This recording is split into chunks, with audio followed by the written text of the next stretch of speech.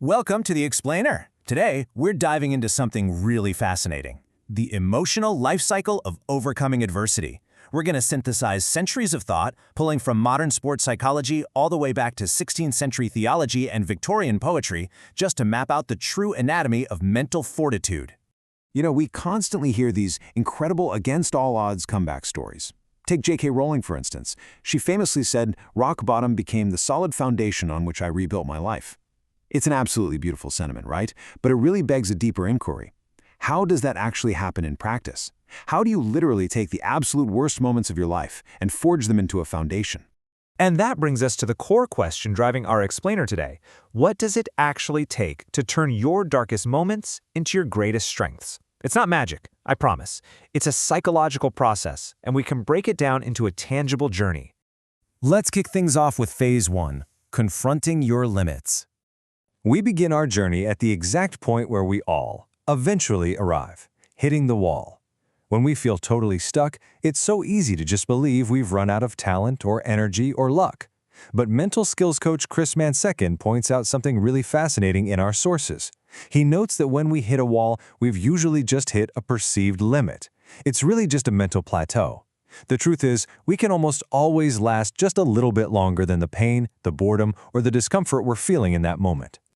Basketball legend Michael Jordan brilliantly illustrates this modern psychological consensus. He said, "Never say never, because limits, like fears, are often just an illusion."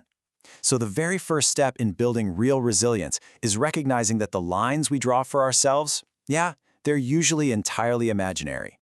Okay, so how do we actually push past those illusions? Well, Success Magazine highlights these super practical traits of mental toughness to help us stay steady when life just feels completely off balance. And I want you to notice what's not on this list. It's not about screaming at yourself in the mirror. It's actually about kind self-talk, gentle persistence, listening before you react, and crucially, resting rather than quitting.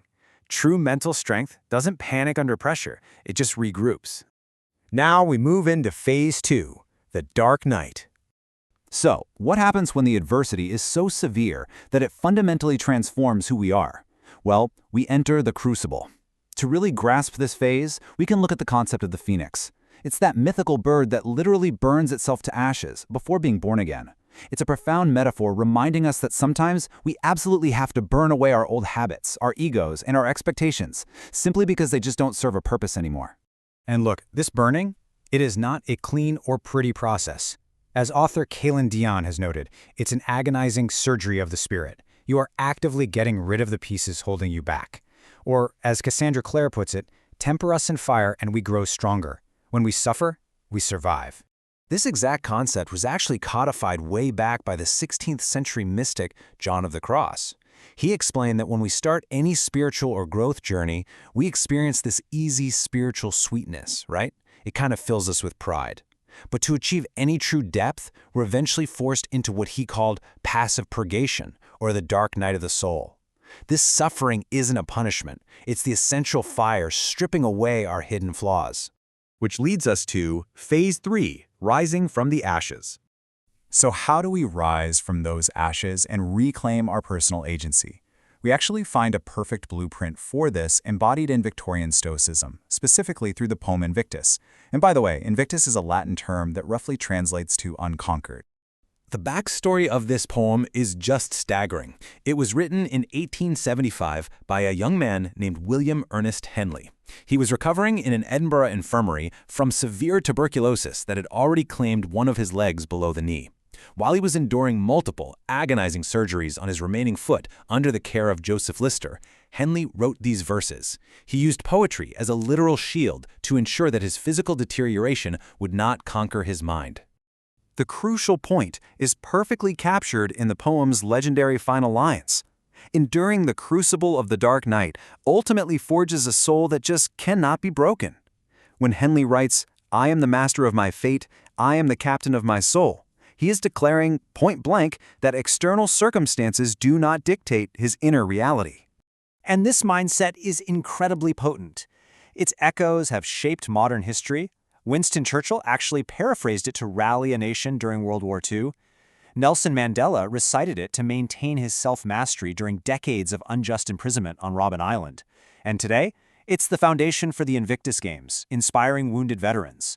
It just proves that surviving the fire gives you a strength that can quite literally change the world. Moving on to Phase 4, the unconquerable soul. Once we've survived the fire and claimed our agency, how on earth do we maintain that relentless drive into the future? For this, we turn to Alfred Lord Tennyson's poem, Ulysses. Now, Tennyson didn't write this from a place of triumph. He actually penned it in 1833 to process his own overwhelming grief after the sudden death of his closest friend, Arthur Henry Hallam. He essentially used the myth of Ulysses to process his own profound personal loss. And what Tennyson does with the character is absolutely brilliant. See, Homer's original Odysseus was primarily focused on just getting back home to manage his public affairs. But Tennyson paints this aged hero who has finally made it home, yet he refuses to just sit by the fire. He yearns to sail beyond the sunset, craving new knowledge rather than letting old age be the end of his story. He leaves his mariners, and really all of us, with this iconic mandate: to strive, to seek, to find, and not to yield. It is a massive reminder that true mental strength is not some destination you reach and then retire from.